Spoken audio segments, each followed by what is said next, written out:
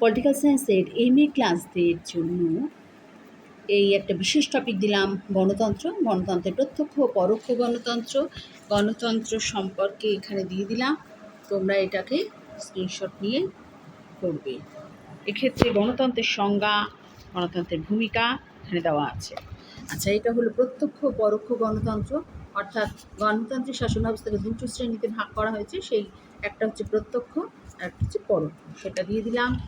আচ্ছা, এরপরে হচ্ছে ভারতে গণতন্ত্রের বিকাশ, প্রকাশ ও প্রকৃতি ক্ষেত্রে দিয়ে দিলাম। জাতীয় দল হিসেবে স্বীকৃত দলগুলো: বহুজন সমাজ পার্টি, ভারতীয় জনতা পার্টি, ভারতীয় কমিউনিস্ট পার্টি, মার্ক্সবাদী, ভারতের জাতীয় কংগ্রেস, ন্যাশনাল কংগ্রেস পার্টি, সর্বভারতীয় তৃণমূল কংগ্রেস। এইভাবে দিয়ে দিলাম।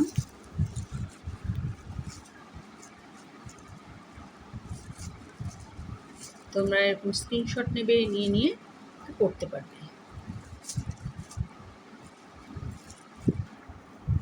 এটা এমএ ডিস্টেন্স কোর্স যাদের আছে, যারা সেমিস্টার 1 বছর পরীক্ষা দেবে, তাদের এই গণতন্ত্রের টপিকটা খুব ইম্পর্ট্যান্ট একটা টপিক। এটা তোমাদের দিয়ে দিচ্ছি। যাদের এই মেটেরিয়ালটি নেই তারা এখান থেকে স্ক্রিনশট নিয়ে তোমরা করতে পারবে।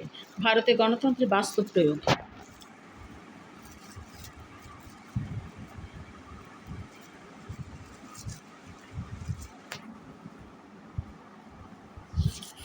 এগুলোকে তোমরা পড়বে। সবটাই দিয়ে দিচ্ছি, মেটেরিয়ালের সবটাই ধরে ধরে দিয়ে দিচ্ছি, তোমরা এটাকে পড়বে। গান্ধীবাদী নীতি, উদারনৈতিক নীতি, ক্ষেত্রে নির্দেশাত্মক নীতি, এরকমভাবে বিভিন্ন টপিক রয়েছে। গণতন্ত্রের রাজনৈতিক ভূমিকা,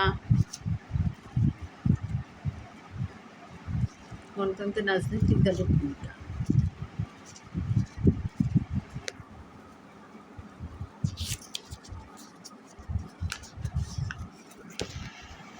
এই টপিকটার পুরোটাই দিয়ে দিলাম।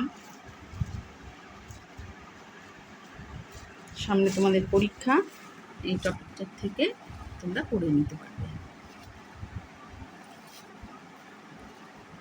আর ভারতের গণতন্ত্রের বিকাশের পথে বাধার সমূহগুলো, প্রতিবন্ধকতা।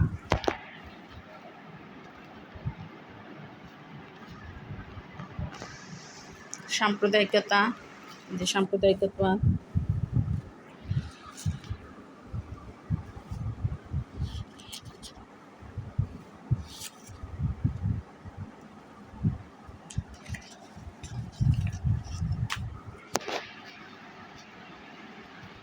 এই টপিকটা পুরোটাই তোমাদের দিয়ে দিলাম।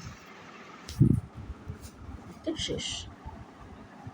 প্রশ্নগুলো আছে, তো তোমরা তৈরি করতে পারবে। এটা এমএ 1.5 একটা টপিক, সেমিস্টার 1।